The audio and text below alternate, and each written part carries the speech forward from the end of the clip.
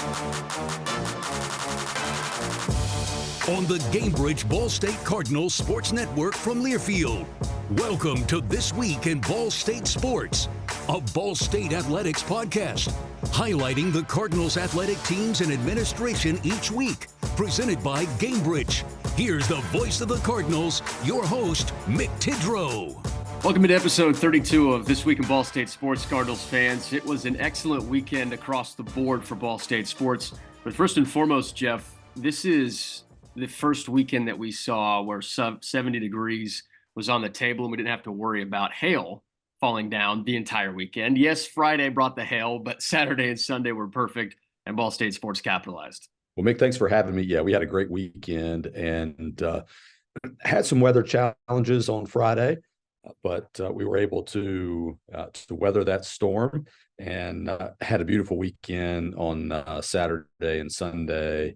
And it came just in time as the Cardinals mirrored that excellent weather with excellent play. We had a fantastic set of results. Leading the way was a weekend sweep of conference opponents, both for baseball and softball. Those two programs are really helping their resumes right now as we fight for a berth in the respective conference tournaments. Men's tennis got a win. We had some really strong results out of the We Fly Challenge, which was our track and field meet. And we got a big win in the MIVA quarterfinals for men's volleyball, which now means that we will host the semifinals of the MIVA Conference Championship on Thursday. And we'll also host the finals on Saturday, and hopefully the Cardinals will be playing in that championship game on Saturday. But we look forward to a fun weekend ahead of men's volleyball. A lot of success wrapped into what you just described, Jeff. And starting off with Ball State softball, senior weekend, they delivered with 3 big wins over Bowling Green. The offense was unstoppable, scoring at will. But a really good series for Coach Helen Pena and that squad to pull within a game of 500 in conference play. Yeah, playing really good softball right now. Won 5 in a row. And, this is a team that when it's clicking, it's hard to beat. And I thought we pitched well this weekend. Certainly offensively, we had one of our better performances in the totality of a weekend series. When they get hot, they can make a lot of noise. And so it's good to be getting hot right now, this time of the year, and look forward to continuing to follow them as we get into the last few series of the weekend or of the season, Mick, for softball. But ladies are fun to watch and are playing well right now. And Jeff, Ball State softball has the second longest current win streak in the MAC, just behind Miami, those 5 wins in a row. Coming on the road against Buffalo, home against Bowling Green. Looking at Ball State baseball, what didn't they do against Akron this weekend? Swept the doubleheader Saturday, finished it up with a Sunday victory. Hunter Dobbins was explosive, 4 home runs for him. It was an excellent series to watch Ball State baseball continue what it's done over the last couple of weeks, starting the MAC season 1-7 to where they're at now in a top 6 spot. Well, they're playing really well, and this was something that Coach Maloney said. Hey, watch out when the Cards get hot. You got a chance to make some noise, and I think we're doing that. We weathered the little storm that we had with some injuries, Hunter Dobbins' play has been a spark plug for us. He's made an adjustment at the plate. Coach and I were talking about that before the weekend series, and saying, I think if he makes these adjustments in game, we've got a chance for him to have a big weekend. And, it's awesome when you can talk about those things and say, look, if he does it, there's a real chance that you could see some success. And sure enough, we saw that success. He helps us behind the plate and certainly offensively. And I think our lineup is starting to heat up a little bit, it comes at a great time. And we got some good pitching performances over the weekend, managed our pitching staff well. And that's a key, certainly a conference weekend series. The Cardinals have made a huge jump in the conference standings and are now kind of solidly in that top 6 right now. So a lot of baseball left to play, but it's a good position for the Cardinals to be in right now, playing well, and we'll test ourselves in the middle of the week this week with a trip to West Lafayette to play Purdue. That's on tomorrow. And then a big conference test this coming weekend at Western Michigan. But it's baseball season, and the weather has turned for us, and looking forward to the remainder of the year for college baseball. Yeah, Ball State baseball has now jumped into the number 5 spot, 10-8 in conference after starting 1-7 in conference play. So this stretch has been fantastic, as you mentioned, as Coach Maloney's mentioned quite a bit too. Finally getting healthy, established the pitching staff. Awesome to see what baseball has been doing. It's also been awesome to see what Ball State men's volleyball's done. You mentioned a quarterfinals win against Queens a couple of days ago, swept them in the 1-8 matchup. Now get to host the semifinals and the championship Thursday and Saturday, respectively. I think with that team, they've continued to dominate throughout the season. But what's great is the consistency in which they bring, Jeff. It's a team that's just been consistent across the board. They really have been, Mick, and they're consistent and they're deep. And I was impressed on Saturday watching our match against Queens in the MIVA quarterfinals, just how deep we really are. And Coach Cruz trotted out a few different lineups over the course of that match, and our guys are connected. They play well together. They know the type of system that they're running, and they're executing at a high level right now. And so I'm really looking forward to the semifinals on Thursday. It'll be a lot of energy in Worthen with 2 high-level volleyball matches. We'll have the first match at 4 p.m., I believe, on Thursday, and then the Cardinals will play at 7 p.m.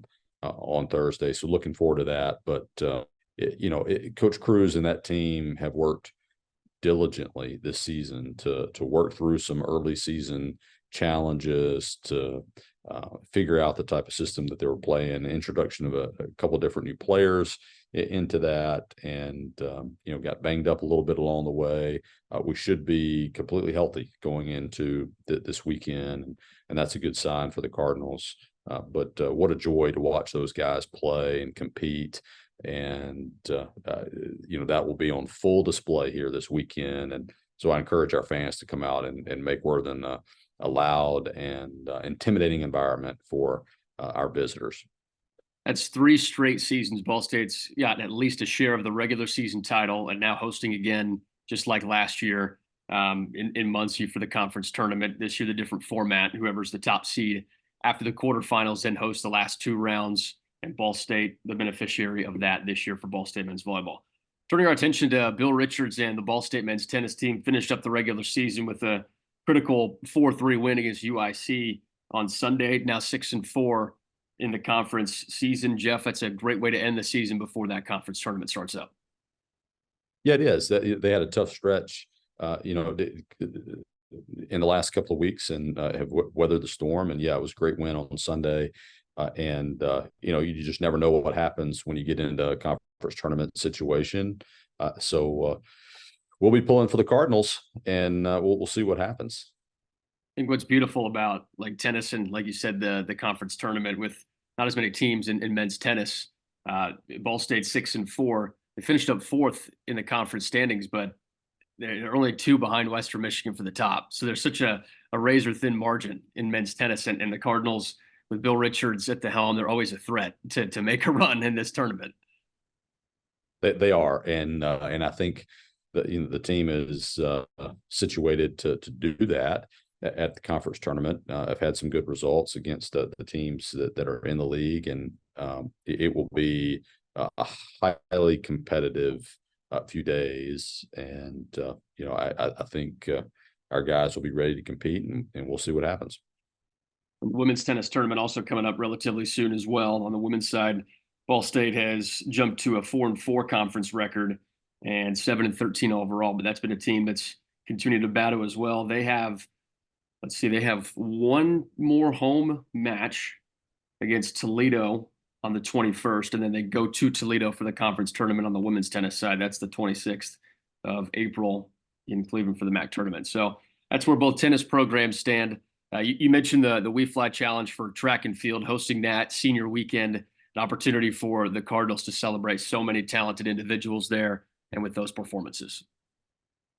Yeah, had a great senior class, and they've had so much success the last couple of years within our program. And credit to Adrian Wheatley and his staff for what they've done with the culture of the program, and being able to recruit really talented individuals to come in and add depth to a program that is continuing to perform really well. Saturday was awesome. We had some weather issues on Friday, so it jammed a lot of events into a Saturday. Just tremendous crowd at the Briner Sports Complex, and that track field, or that track and the field events. I went out there for a little bit, and was dodging competitors and fans just to catch a glimpse of some of the action.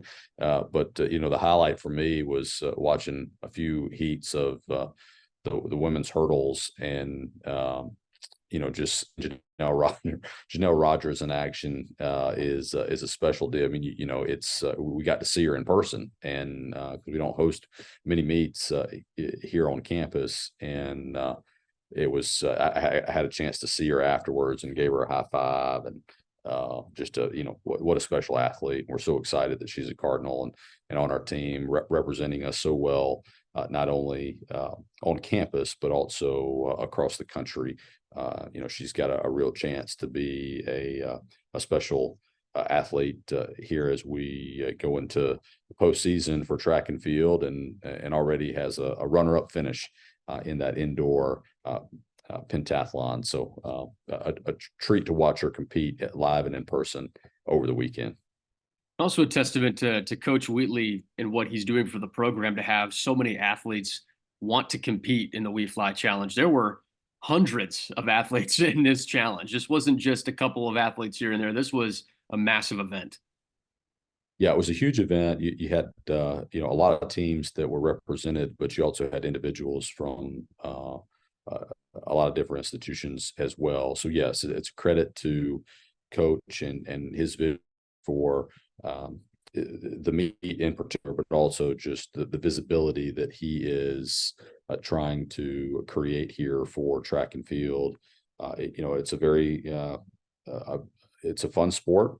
There are a lot of moving parts at an event. I saw Coach Wheatley just for a second on Saturday, and we exchanged a fist bump, but he was running around.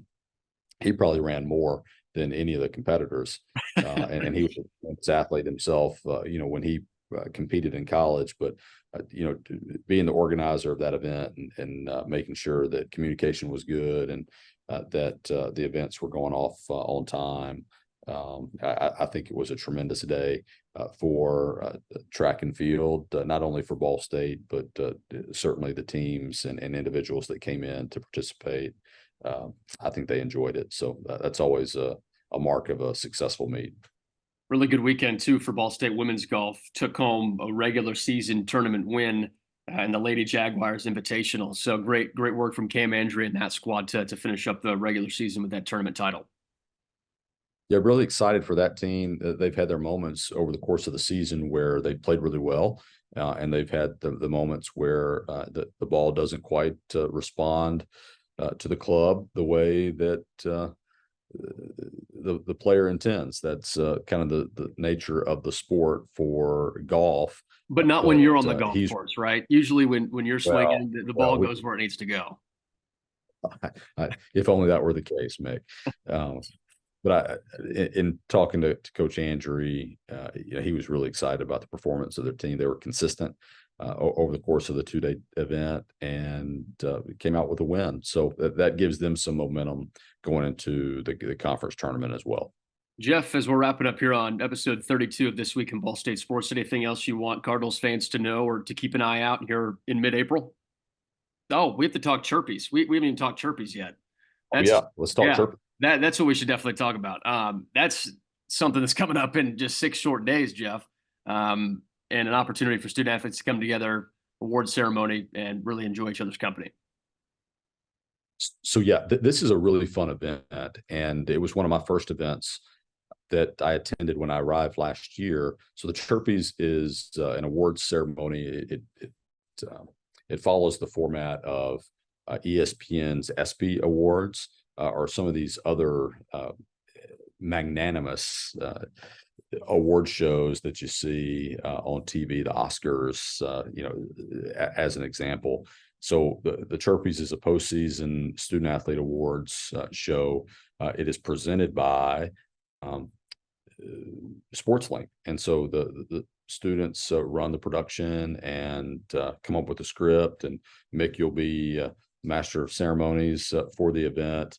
And last year's was really amazing because you treat it like a little bit of a red carpet deal. The student athletes get dressed up, they come in, they have all these opportunities for interviews and pictures beforehand. That the ceremony itself is very professionally done. We'll even have a brief appearance. I'm probably spoiling it a little bit here, but I'll just say we have a brief appearance by some ESPN talent that will pop in and talk about the wonderful things that we're doing here at Ball State. That's always a treat. And then we'll have opportunities for our student athletes to enjoy a post-event deal that's sponsored by many of our loyal corporate partners throughout the area. So it's a really special night to honor and celebrate our student athletes and their coaches, our community, and certainly to highlight the fantastic work that our talented students on campus do through SportsLink to celebrate Ball State athletics. So I'm really looking forward to Monday. I think I have the opportunity to present a couple of awards and celebrate a few of our magnanimous moments that we've enjoyed over the past 12 months. So really looking forward to it. Yeah, special thank you to Ball State SportsLink producing that student athlete advisory committee for coming up with everything that they've done for the voting process, all the behind the scenes details from SAC, and then the president's office as well for being so involved with the Chirpies too. Just so many people doing everything to make this work for the Chirpies on the 22nd. That's Monday, 7:00 start time. But of course, the red carpet starts before then. Yeah, and I'll add one final note on that, Mick.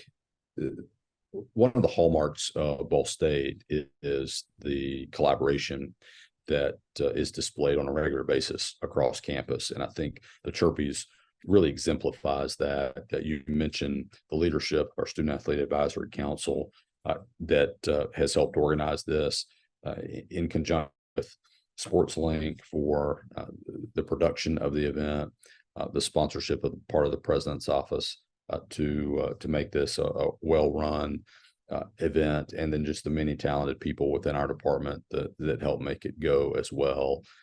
So the public is invited. It's a free, open to the public. Feel free, those who are listening to the podcast, if you have a chance to make it on Monday, April the 22nd at 7 p.m. 7 p.m. Yep, We'll see 7 p.m. start time. Well, Jeff, Chirpies coming up, all the sports in action. Anything else you want Ball State Cardinals fans to know before we let you go? We appreciate the support. The spring's a lot of fun right now. We've got more opportunities to watch the Cardinals in action at baseball, at softball, certainly volleyball this weekend. And, conference tournament season is upon us with a variety of our sports as well. So keep paying attention. We appreciate the support and look forward to seeing you soon at an upcoming event. Appreciate you as always, Jeff. Thanks for joining us on episode 32 of Ball State Sports Weekly Podcast. Thank you, Mick. Go Cards. Sometimes it's not the moment. It's the moment before the moment. The moment you make a choice. The moment you take control. The moment only you can own. Gainbridge lets you invest on your terms. So you're not only in charge of this moment, but all the moments to come. Start investing now at Gainbridge.io.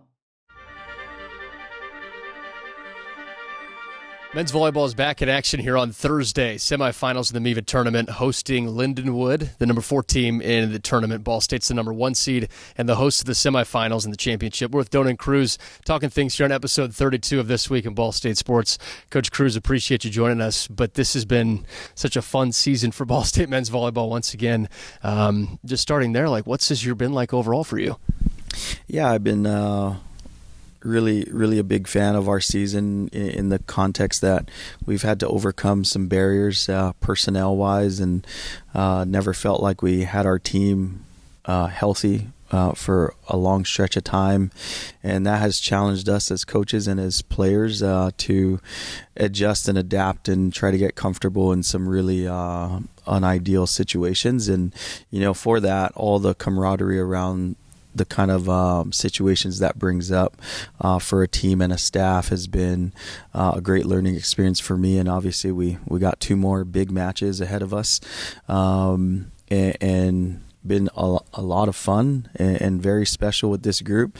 So kind of going into tomorrow and our big match with the semifinal, I guess that's Thursday, has been just awesome to be around these guys. You mentioned the personnel and trying to find what works and trying to work through some of the injuries that you've had. On top of that, an influx of new talent. You have new setters, new outside hitters, new middle blockers. There's new pieces everywhere on top of the injuries. How have you and the staff been able to navigate some of that?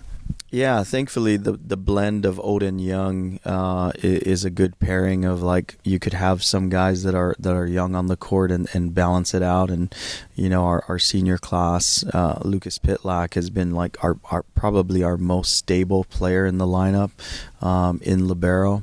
And then, having some veteranship on the right side with Dyer, he's flipping in and out with a freshman.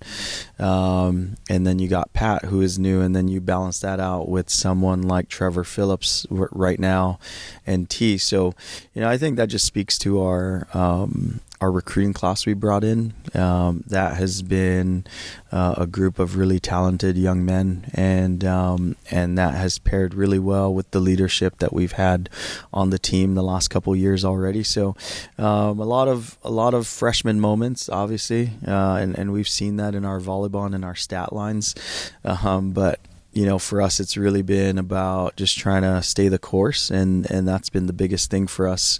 And just knowing that we got this far and we're at this point in the year, having so many new faces on the court, it's a testament to the guys' commitment to this idea of we over me mentality. There, within so many of those new pieces, you're throwing a freshman setter out there with Lucas Machado. You've had another freshman setter play throughout the season. What's it like to have a freshman come in with that type of awareness to be able to run the offense, make the defense be stable like that, and thrive? Because those are tough things to do, walking in the door. Yeah, in any position in sports where you got someone that is heavily involved in almost every sequence of a play, a setter's like a quarterback, and the cadence of how we flow our offense goes through him. And even in our staff, there's times where I think we forget Lucas Machado's a freshman. I mean, there's times where we hold him to a standard of what I would think we would a 3rd or 4th year guy. And he's doing this, and no excuses. I'm just simply saying he's doing this at a very injured capacity. He's in and out of the training room every day, and is struggling to get himself to where he feels 100%. So a lot of mental fortitude coming from him as well. So it's been nice, and then add another layer. English is not his first language.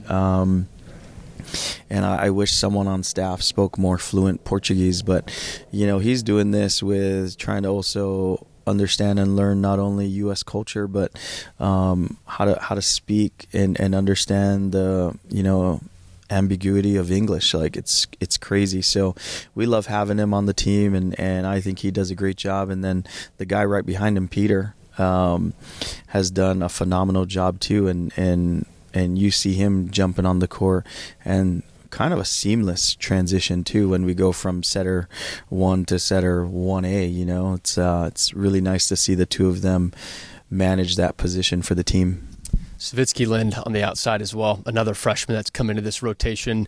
Sometimes maybe doesn't get the spotlight that some of the other players do because of where this team is at and how talented this team is at, but how have you seen him jump into his role this year? Yeah, he physically is someone that you can't lose track of, but his flying under the radar is a lot of his personality. He's a really fun and outgoing guy, but you know, I don't think he's ever looking to find the spotlight. And you know, he has helped us out tremendously. You know, we have a lot of faith in our right sides, with that being Dyer and Kao and Aaron, and he's been able to come into practice consistently and push those guys who are all upperclassmen and find his way into the starting lineup. I'm guessing right now, but I would assume that Braden has the most starts out of those guys. And you know, it's his attitude, it's his work ethic. He's such a coachable guy. And the mistakes he makes are that of a 19-year-old, you know. So we're excited about his future, but I'm equally excited about what he's currently doing too. Buried the lead here. We're 6 minutes into this podcast, and I did not say congratulations on winning 2024 Conference Coach of the Year. Thank you. I appreciate it. I know you don't like talking about yourself, Coach, but we're going to talk about you. We're going to talk about Donan Cruz for a second. This is your third year on campus at Ball State. We touched on it all the way back at the beginning preseason within our first episode, but want to dive a little bit deeper in it. What has this journey meant for you 3 years into it now at Ball State?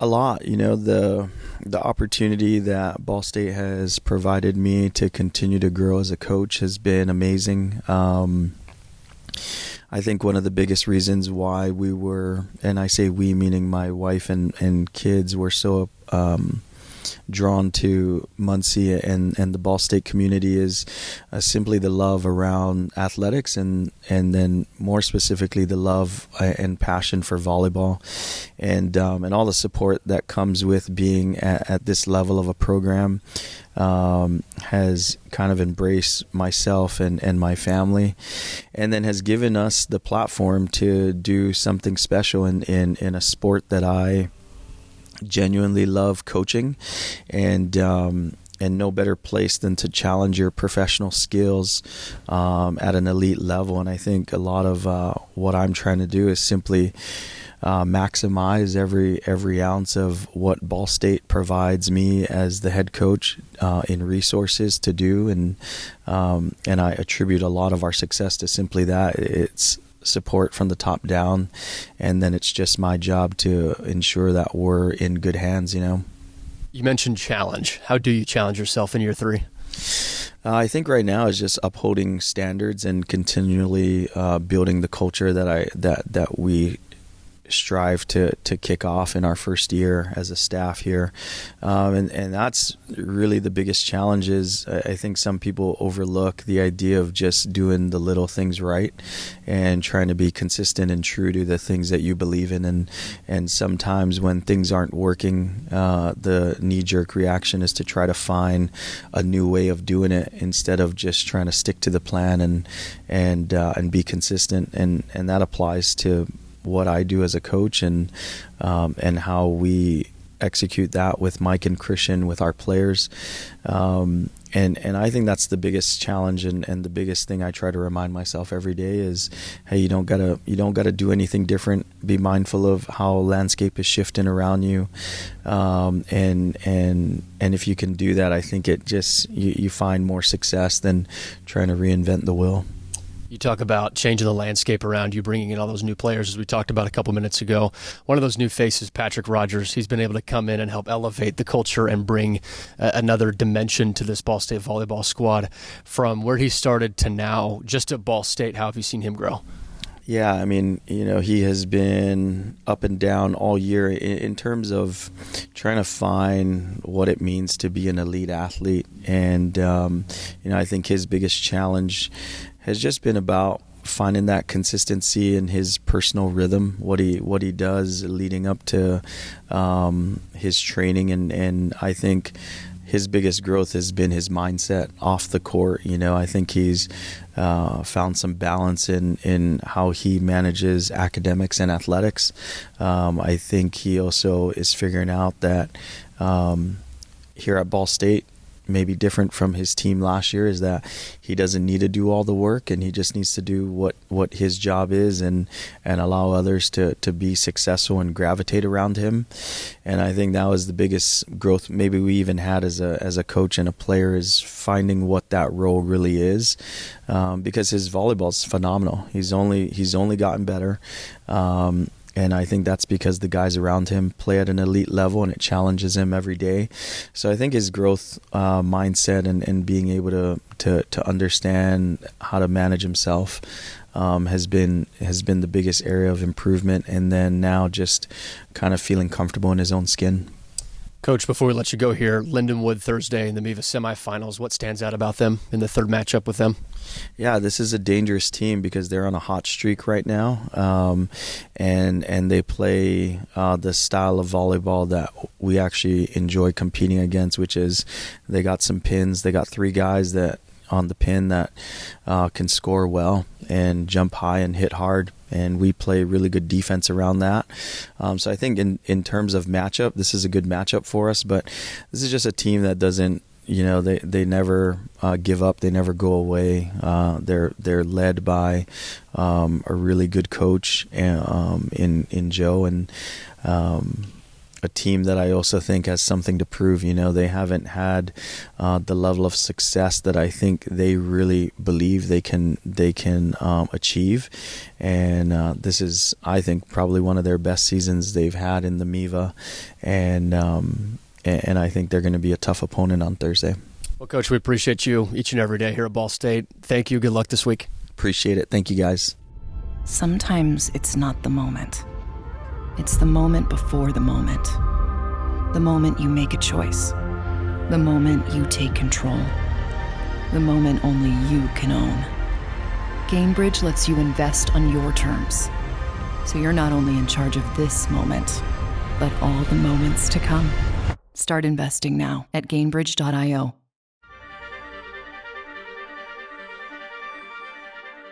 Ball State fans, wrapping up episode 32 of This Week in Ball State Sports, and we're pleased to be joined today by gymnastics head coach Joanna Saleem. Joanna, appreciate you joining us here on the show. Thanks for having me. Appreciate it.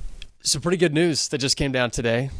A specific athlete coming back. Video put out there on Ball State Gymnastics. Hannah Ruthberg announced she's coming back. How does that sound for you and this team? Oh, it sounds awesome. I mean, Hannah's leadership and her energy alone is something that, we are very excited to have returning. When you have a class as strong as the class was this year, those 4 seniors, they're out there competing so much. But it's more what they're doing in the gym, the drive, the push, the determination, the spunk and spirit. Like, knowing that Hannah is coming back, I think brings a whole different level of energy and excitement for the team. And that's a lot of experience, too, within Hannah's abilities on all the routines that she does. You mentioned some of this stuff off of the apparatuses that she does, the leadership, the presence. How valuable is that now that she's bringing that back to have for underclassmen, new faces coming into the program? I think that it's a great opportunity for her. She's always been a leader, and learning how to lead in different ways is also part of that growth process. And so learning how to go from being a leader where you're kind of pushing and driving and dragging people along to being a leader that's a mentor, to being a leader that's a supportive behind the role, that's maybe not out in front. So being able to do that with our incoming freshmen and with our rising sophomores, and just looking at the team and saying, hey, this is another person that's going to be able to help. I mean, we have some other great rising seniors, and that's awesome. But also knowing that she has competed in the all around, and it's not just the nuance of how do you train and how do you hold yourself and how do you challenge yourself, but how do you go week after week after week competing whenever you're tired or you're really excited or you're like, hey, I want to win. So what do you do, and how do you compartmentalize those emotions so that you can perform your best every day? Just like we were talking about before we hit record on the podcast, mid-February, where those veteran presence is going to come from, and Hannah seems like one of those athletes that's going to make sure that when February comes around, the team's still so locked in. Yeah, I think that it takes everybody, as coaches, you can stand up there all day long and saying, hey, this is going to turn around real quick. Like, trust me, it's going to be fast, when they're like, wow, I can't even get out of bed this morning, or I'm so tired. Knowing that it's coming from within the team as well, that experience of saying, hey, I've been here, and they're right. It's going to come fast, and we need to stay focused, and we need to continue to push during this really critical time that maybe some of the sparkly luster has worn off. It's still really important to stay engaged and plugged in to the very end. Coach, I should have mentioned off the top, congratulations on Coach of the Year in the Mid-American Conference. Thanks. It's definitely a humbling award to receive, but I told the team after the meet, you get that award because of the people that are around you, and I have a phenomenal staff, and I have phenomenal student athletes, and I think that that's an award for the entire program because of the work that they've done and the things that they have accomplished here at Ball State. Let's talk about that work that they did do from the beginning of the season to now. We talk about the veteran presence that came back this year as well. Within those veterans mixed in with newcomers, how did you see this group overall just grow throughout the season? It was actually really fun to watch our seniors in our fifth year kind of taking in the freshmen that were so hungry and eager and excited. I mean, they walked in wide-eyed but ready to just jump in the deep end. But having those upperclassmen being able to sit down and say, okay, let's maybe not jump head first, but let's do it over here. This is a better place to expend your energy and your focus. How do you take such passion and competitive spirit and harness it in a way that's going to help you to develop as a student athlete, not just on the competition floor, but also like in the classroom, and what are the struggles of living in the dorm, and now I'm not living at home anymore, and where do I go for food? So they just really got together, and it was really fun to watch them integrate our newcomers into the team. A lot of program records, too, set this year. I know not everything's about records and accolades, but there were some things done this year that have never been done in Ball State gymnastics history, including 3 perfect 10s in one single meet. How do those things help highlight what this program is and the growth that this program's had? Yeah, I think that in all honesty, it really highlights the group of young women that were out there this year together. Those meets happen kind of once in a lifetime, and I was just really privileged to be part of a group that fed off of each other's competitive spirit. The meets where everybody's landing and not stepping, and everybody's hitting their handstands. We talk about it ad nauseum, like in the gym after every competition. We're like, okay, if you add in these steps on every event, suddenly that's 1.5. So what does that take? A 196? That's a 197.5. And they're like, oh my gosh. So the key is how do you get everybody to do that every time, 1 through 6 on every event. So watching that happen at that meet was really awesome. Watching them do something very similar at GW is great. With that also comes the pressure of how do I repeat it? So then you're like, oh, I'm chasing that performance, and you got to make it fun so that they don't get in their own way. And I think we saw some of that maybe in some of the inconsistency with the super high score versus just really good scores. Those really good scores we were really strong 1 through 6 in our lineups, but you have to hit every handstand, you have to stick every landing to be able to score that kind of record breaking meets. And when you don't score perfect 10, realizing that there still are so many other good scores that are right below it. Yeah. I think that it's an interesting thing. Even in that competition, Hannah followed Zoe. Zoe's vault was like amazing. Well, it only starts from a 995. It was the most beautiful vault. She did it. It was square. She landed. She didn't move her feet. It was landing straight up and down. And we were all going nuts. Well, then she got a 995. So she got a perfect score. And Hannah was like right after, and she's like, oh, I'm gonna do a perfect vault too. And she kind of blew it. She didn't blow it, but there was a lot of pressure there, and she took a huge step. Well, then it was like, oh, lesson learned. I can't do more than I do every day. And so going back to those cues and just that mentality of don't get distracted by even the positive things that are happening around you. How do you balance that as a coaching staff to make sure that after scores like that, to come back and say, hey, just keep doing what you've been doing all year. The results are what the results are, but stick to the process and the plan to make sure that the consistency stays? I'm pretty sure they could all tell you exactly the same words that I said week after week after week, which is we have to do our gymnastics. We have to continue to do the same thing in the gym that we're doing out on the competition floor, which is what we're doing in the gym. It's a nuanced approach again, like trying to make sure that we're doing the drills, we're keeping them engaged, we're making sure that the body is cycling and peaking at the right time, we're getting the right recovery. Those things are important, but it's really not about the scores. If you get distracted on the scores, then typically you lay an egg, right? You got to be performance based in what you're trying to accomplish. Coach, looking at the end of the season, host the MAC championships, and then take on Illinois in a regional, what was the end of the season like for your squad? Exciting and frustrating. I mean, there was a lot of emotions that went into that. We were hosting. I think the team knows that they were good, and I think they went out at MAC championships and they had a heck of a meet. It was just awesome to watch. You know, in a long meet ending on a bye. It's part of it. It's part of sports, right? You know, there's always those things that make sports what it is, and the emotions get high. But I think they know that they did their job on that day. You go to regionals, or you know, that round one of postseason, and knowing that you're going up against another, you know, Power 5 school. They were really focused on what they needed to do and not really focused on where they were, who they were competing against, which is huge growth for this group. They weren't looking around starstruck. And I think that was just the development that they took from the year before. So they showed up ready to compete. It was not exactly the meet, like it wasn't perfection all the way through, but it was a solid competition. And then, you know, you look up at the end and you see you were just a hair short of being able to qualify on the next day. So exciting, frustrating. It's all the emotions in the middle. Coach, when we chatted with Zoe Middleton earlier on the podcast, talked to her about just the experience of the last two NCAA regionals. And after the first one last year, everybody was excited. This was fresh. This was new. This year, she said, we came in, it was expected to do that. How has that culture been built to be able to say that after your name gets announced in the NCAAs, hey, we want more. We want to make sure we're elevating the program and not just getting there is not enough anymore. Let's make this better.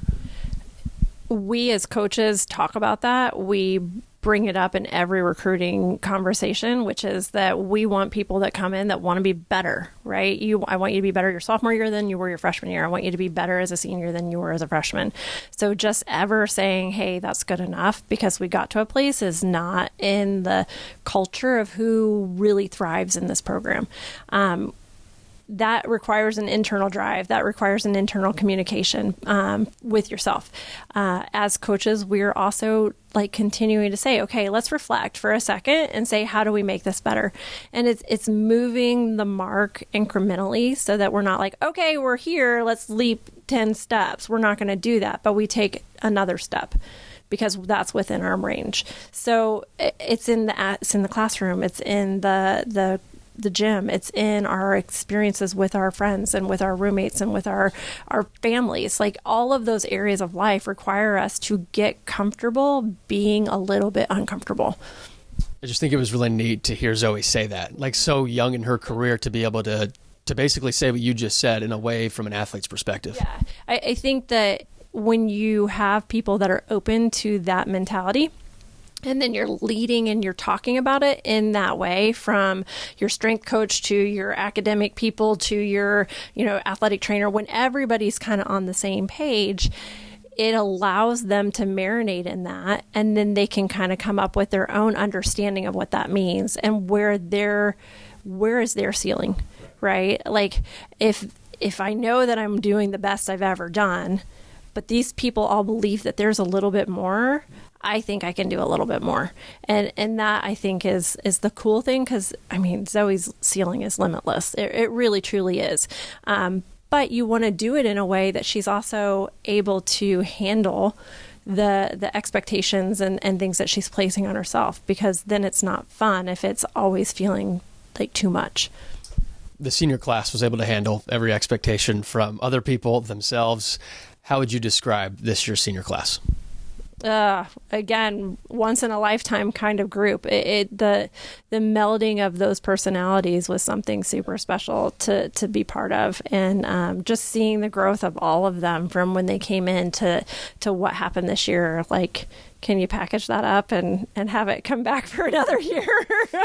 I would love to have that group for like a couple more seasons, and then we can change a few more record books. But again, I think that's the part of athletics, is that they have come in and left a legacy of saying, hey, we're changing some of the culture, and this is the expectation that we have, and this is how we want to handle each other and our relationships, and how we communicate with coaches, and how we approach things that are challenging. So they've left a legacy for certain, and it's not just in the record books. It's in an expectation, and it's guiding and showing all of the people that are under them how to be leaders, and how to be seniors, and how to raise up and support your newcomers. Well, Coach, we can't wait to see where this program continues to go. We appreciate you joining us here on episode 32 this week in Ball State Sports, and congrats on an excellent season. Oh, thank you. It was definitely a fun one. Thanks for listening to This Week in Ball State Sports, presented by Gamebridge. The preceding has been a Learfield presentation on the Gamebridge Ball State Cardinals Sports Network.